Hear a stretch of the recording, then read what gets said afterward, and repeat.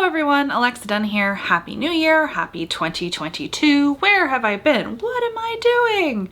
This video is your requisite 2022 goals video as well as status of the channel updates video, because you can't be a YouTuber and be on YouTube for almost 5 years. A fact that is slightly mind-blowing without making one of these. Don't panic.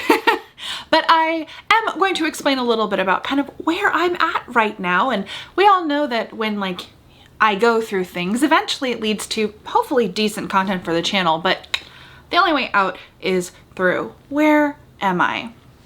So I've kind of hinted at it in my I'm pretty sure in my 2021 goals and my 2020 goals, I hinted at kind of IRL goals.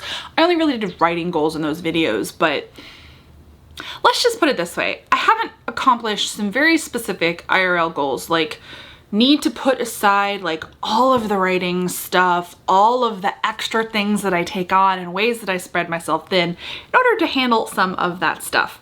All of this, unsurprisingly, for those of you who have been here for a while and are a bit more familiar with some of my personal stuff, it's all connected to the death of my mother, my mother's estate, the long and harrowing grieving process. It really doesn't end. I know if you've been in this position, you know this, but if you haven't, grief is very, very strange. It's just this it's like this new state of being that you just kind of live in and you figure out how to live with. But it has a lot of ups and downs. And for me, I very much consciously threw myself into work. That is a coping mechanism that I employed. That is still something that I gravitate toward, meaning it can go either way, but for me, I found a lot of solace in leaning into the creative stuff, leaning into writing books, my day job on a certain level, this YouTube channel, focusing myself on work has been a good distraction technique, coping mechanism, and hey, I got a whole book out of it. Technically 2. I edited one, the Ivy, substantially, but I wrote and edited a whole book that has a lot of kind of the themes of grieving in it, and it was definitely a way of working out a lot of messy stuff. But that in turn definitely made 2021 a pretty rough year for me emotionally. The good and the bad, the only way out is through, but it means that I've come to 2022 having come through something, having realized that I definitely feel that my grief is ongoing, but it's constantly transforming. But I have been very consciously putting off certain things that I really need to take care of. Behind the scenes, I took care of probate, which is essentially settling the estate, but I have been a proud, not really, reluctant owner of my mother's condominium since probate was completed over a year ago, and it's been like this albatross around my neck. Long and complicated. It's occupation by owner only. I can't rent it out and I don't want to live there. It's in Georgia, and I've known deep down that I need to take care of this, and I knew I needed to take care of it before probate was done. Essentially, for the last 2.5 years, I have been really dragging my feet on this level of adulting and this level of processing grief, because it is a certain kind of grief. I grew up in this home. It was, my mom was really proud of it. You know, we rented throughout my childhood, and that she bought a home, and that was a big deal for us coming from a more lower middle class situation.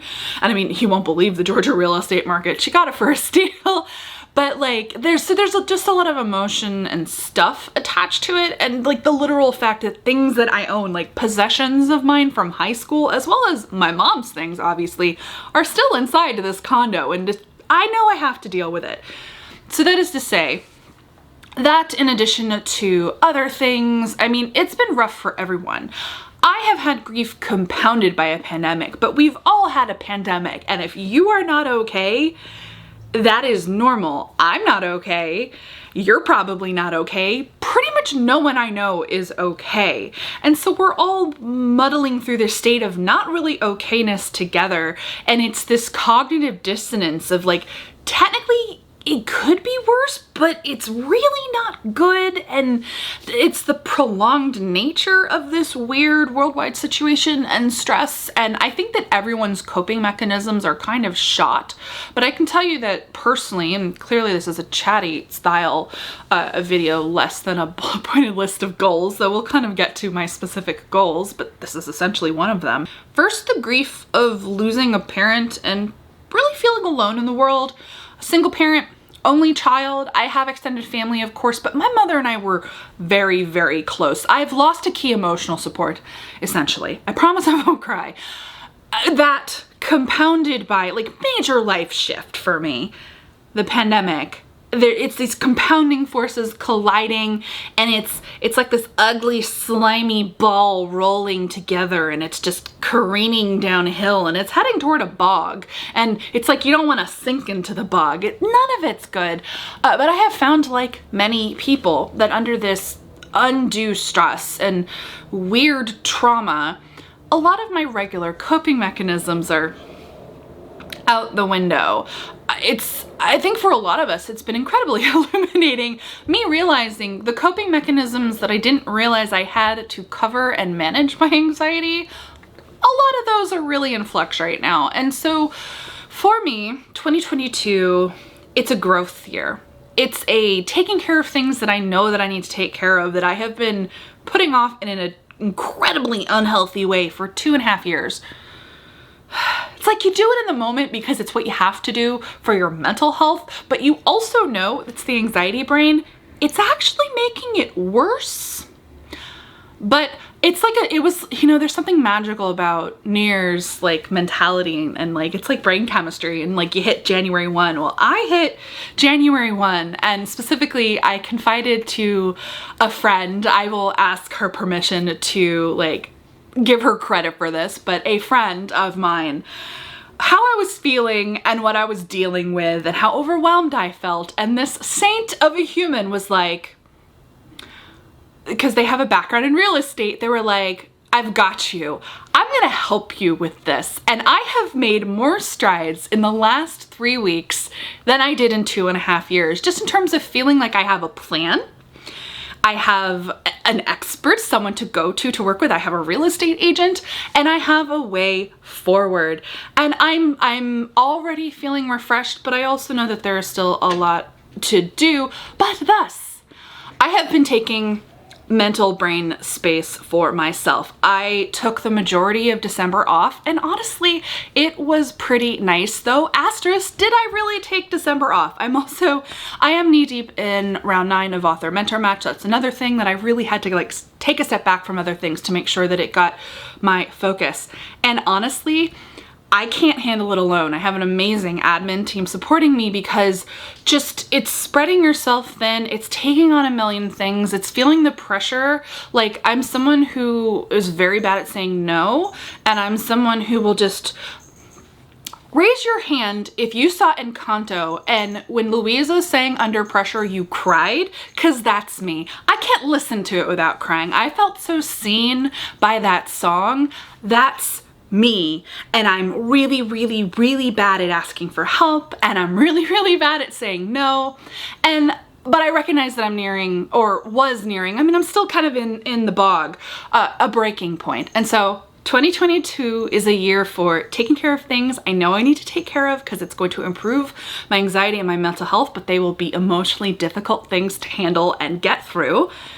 A year for balance, finding more balance in terms of the things that I take on, and like being better at asking for help. I did, for the record, start doing that in 2021. I've asked many people in my life for help, including setting up a helper team for AMM, because I literally couldn't figure out a way to do it without a lot of help. But balance in 2022 and growth. I want 2022, I mean, we all want this for ourselves, to be a year of hopefully some kind of stepping forward out of this worldwide situation.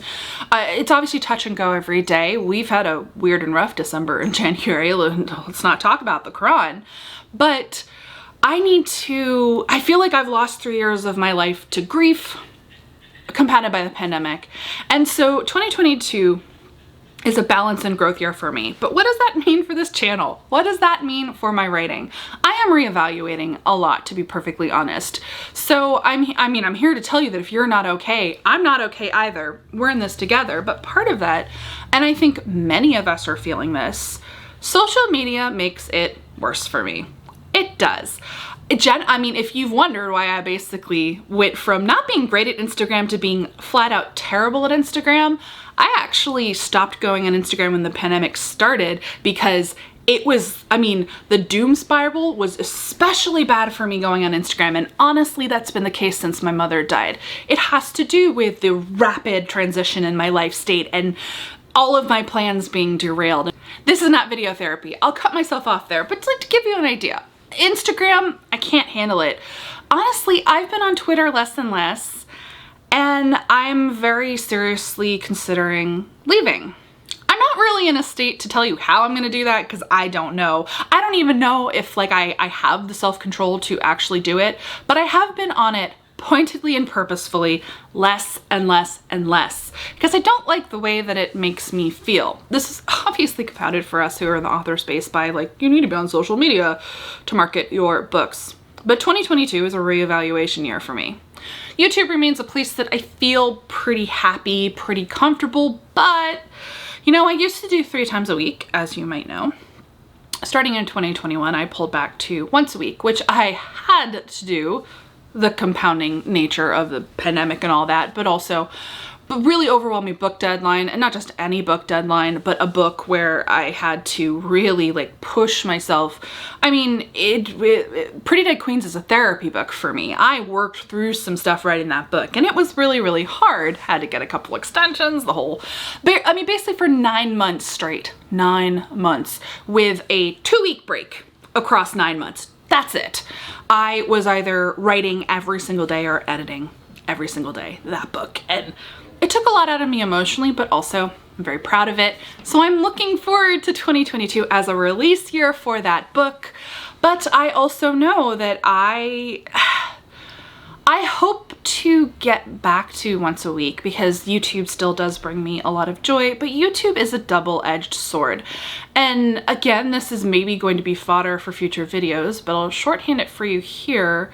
It's very clear to me that I have crossed a line with YouTube. You just can and do when you're a public figure cross a line often where you become less of a whole person to people and you become more of an entity or a thing, a symbol. You represent something, and when you make yourself incredibly available on social media, it can put you in a point of vulnerability that can be incredibly bad for you and incredibly toxic. And I'm having to have some really soul-searching conversations with myself about how I use social media, how it makes me feel.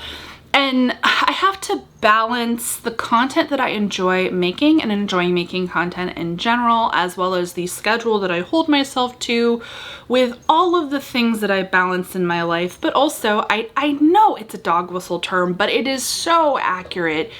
Mental health.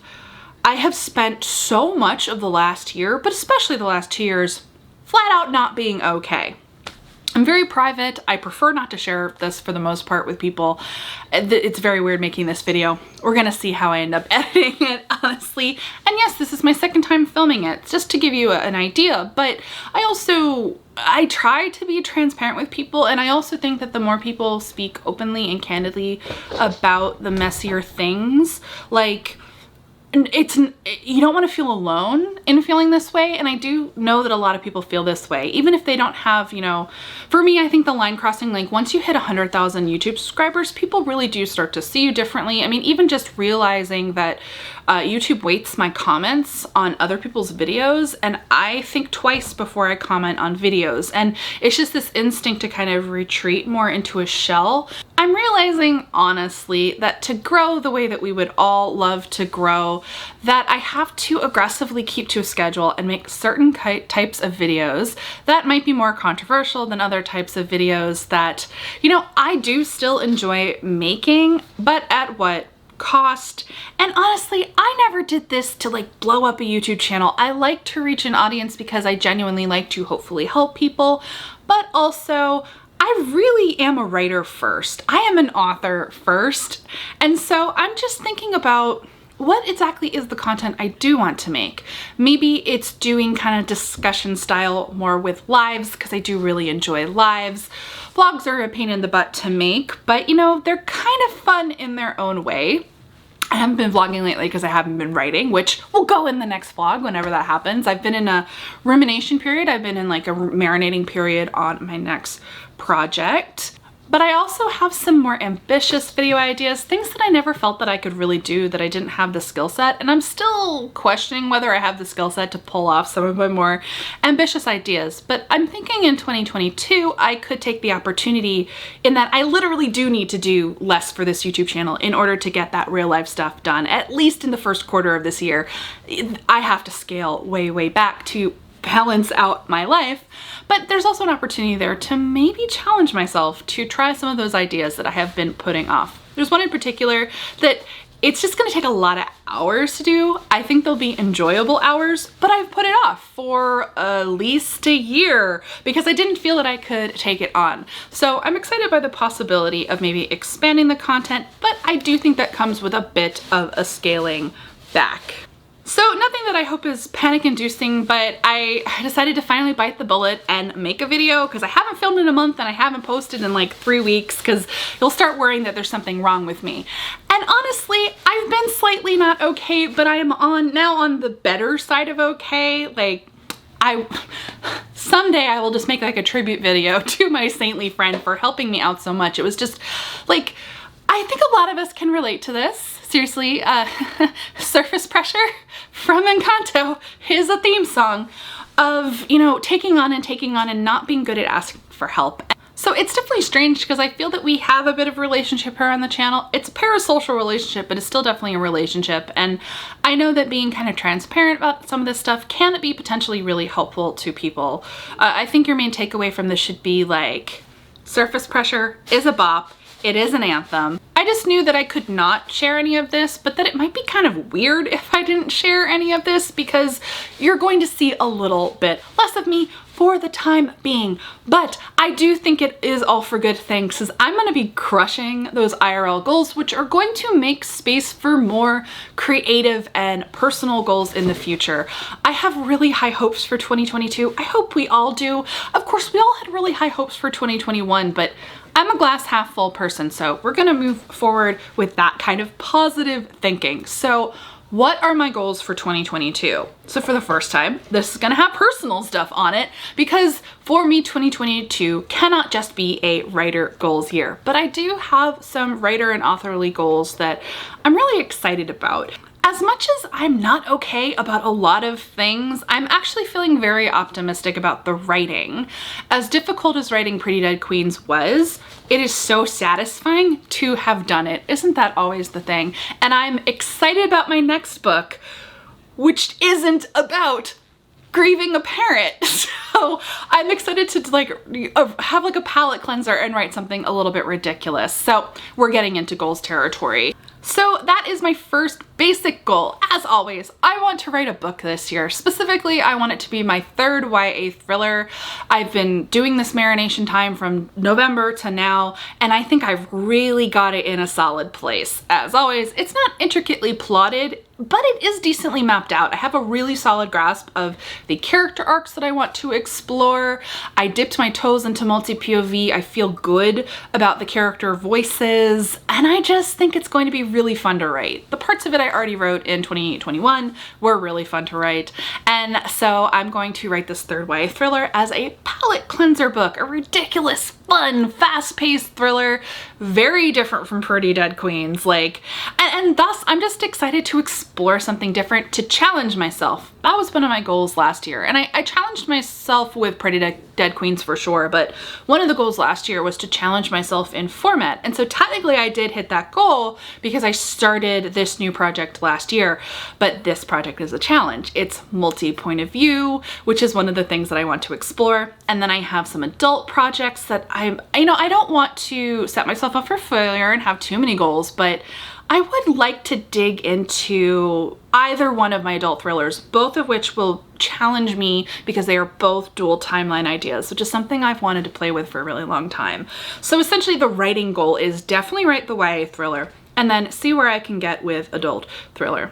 I'm just excited by some of the new ways that I can push myself in adult. Like, obviously YA can get pretty dark, but there's like a darkness and a bleakness to my adult thriller ideas that I'm honestly excited to explore.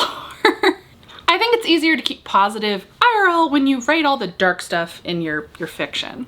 My next goal is related to Pretty Dead Queens, and this is another thing about kind of balance and reprioritizing, and maybe there's a little less here and in other places, but something I had been chewing on that like I kind of wanted to do, but I knew that I didn't have the bandwidth for, but I want to do. I really want to do a street team for Pretty Dead Queens, which is kind of overwhelming, but my friend JL as well as my friend Sophie Gonzalez, they have both run them and have sung their praises, and so I've just been kind of chewing on that for the last year, honestly. And I think I'm going to take the plunge, so look for the official announcement on that. But I know that part of like making sure that I do it the right way, so setting it up and then following through on it, I have to create space for it, but it's something I'm kind of energized by.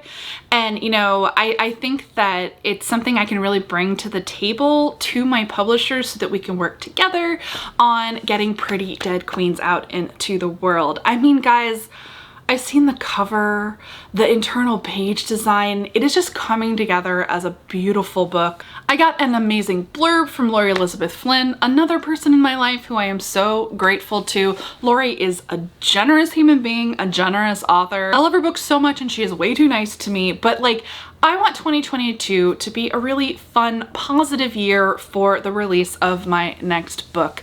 The Ivies still has legs. I did a podcast in December that was amazing. It's literally called Ivy League Murders. Go listen to the podcast. They actually sent me the video of our interview and me, the bad person, hasn't cut it together yet, but if I can get my stuff together on that, I will actually post the video to this channel. That was amazing. I had an amazing sales week the last week of December. Thank you, Barnes & Noble hardcover 50% off sale. So I'm still really energized by that, and I'm looking forward to the release of Pretty Dead Queens this year. So that is definitely a goal for me, much like the Ivies. I want to let myself enjoy the good stuff. You need to enjoy the good stuff because there's always going to be like bad stuff or annoying stuff, but like the good stuff is good. So as I mentioned before, I'd say formally one of my goals for this YouTube channel, I have two goals for this YouTube channel. One is to, if I'm going to kind of move around space and take time to try one or two of those more ambitious ideas. There's the one that I definitely want to do. We'll see how it goes. I also want to collaborate more. I did some collaboration in 2021 and I've always been amazingly and epically bad at collabs, which is why you've rarely seen them. Like getting my like bandwidth together to collaborate with another person. And I do have some coming that I've like already had in the works that I'm really excited by, and like if they're watching this, like I thanked them personally too, but like I thank the people who are patient enough to reach out to me and realize I'm a hot mess and still want to work with me. But I'm excited about some of those and I want to do more of those. And that's another thing with taking the bandwidth. I might have more bandwidth for doing some really interesting collaborations and, you know, creating some interesting content both on this channel and in other places. So that's definitely something that I want to do in 2022. And generally just to like make it a formal goal, yeah, striking a balance, finding a better balance with a lot of just the authorly stuff, the platform stuff, like really reevaluating what social media does to me, how it makes me feel, and where I can best put my energies, but also just being okay with not being on all the time. I need to work on that. That is something that I want to do in 2022 because ultimately it's always going to come back to the books, and I love writing the books. That's really like where it is. And as much as I love clicking into marketing mode, it brings a lot of stresses, and I just have to be very, very careful with kind of what I take on and how much of myself I kind of throw full force into the universe while balancing my IRL goals. So my concrete IRL goal is I'm going to sell my mother's condo in Georgia in 2022. I'm going to do it. It's going to be emotional. It's not going to be easy, though. I do think it's, you know, I have to give myself, you know, cut myself a little slack. There's a reason I didn't do it before. The pandemic definitely made it more complicated. I was not going to fly to Georgia at the height. No. I have been safely ensconced in an apartment, relatively safely ensconced in an apartment in California, and I have no regrets. But, you know, it would have been harder to do it earlier, actually. So, but like I have to finally face those heavy, hard emotions of saying goodbye, letting go. But I'm excited about what that means for moving forward. And then from there, I do have a couple more IRL goals that are a little more personal that I feel weird sharing, but taking that first step of closing that chapter, of closing that door, of removing just all of these anxieties I had from having to deal with a ton of stuff that, I mean, no one expects their parent to die, unless you do, but like, it was just this crazy, it was just this rapid shift in my life that I wasn't expecting, that hit me full on in the face. And especially, man, when it's a parent, I just realizing like my mom was, I mean, I knew she was baller, but she just handled so much stuff and she took care of so many things. And suddenly having to like deal with all of that stuff that your beloved parent was dealing with, and you're dealing with it in addition to your grief, no fun. I mean, people handle it every day, but like, I'm handling it now, and it's gonna clear space for some other personal things that I have on my agenda. But like, full disclosure that I kind of talked about before, in order to tackle some of those personal things, it does mean a little less of kind of distracting myself with, you know, aggressive content creation and like doing books all the time, and just balance. 2022 is the year of balance, but also accomplishment and growth. I'm going to work on things I really enjoy and focus my energy in those spaces, while also handling some of the tough things that I have been putting off. And I think that that is just going to do leaps and bounds for my personal growth and my mental health. So that is where I am. I know this is a weird video. It's very weird and uncomfortable for me being this personal, but also you deserve honesty as well. There are a lot of downsides to putting yourself out there as a public figure, as a content creator, and it's a really complex and weird emotional journey. So yeah, for me, 2022 is definitely a year of kind of really thinking about that a bit, and kind of what I enjoy and the energy I want to put out into the world, and the energy that I want to get back. But also realizing, which I think is going to be a gradual process for me, and maybe you're at this point as well, that it doesn't have to be all or nothing. It doesn't have to be everything, that it's okay to step back. We're in a weird world. Like, I mean, think about, like, my generation has literally like grown up with this thing, and we're seeing a lot of the blowback and the negative attributes of the thing, and kind of its, you know, cumulative effect on society. And I just think it begs a lot of evaluation, and more especially with grieving and the pandemic. Like, I want to invest more of my time and myself in relationships, like people and real people. I've neglected a lot of those personal relationships, and I regret that. I've apologized to a few people. In fairness, again, grief, weird. Part of it was not wanting to dump that onto people, but I also recognize that, you know, there are people who care about me, and there are people that I care about. And I want 2022 to be a year of a little less of the social media, a little less of the public stuff, and a little more of the private, focusing on the people who matter and the things who matter. So that is what I am doing in 2022. What are some of your goals for 2022? Are you also feeling that cumulative, compounding, overwhelming force? Did you cry when you watched and or listened to Surface Pressure? I can't even listen to it without crying because I feel way too seen and really stressed. Really stressed. Like, relatable. Also, We Don't Talk About Bruno is the bop of the year. But yeah, I think we're in a tough, rough place, and so this is where I'm at. 2022, I think, is going to be a very interesting year, and I hope it is wonderful for all of you. We will muddle through this together somehow.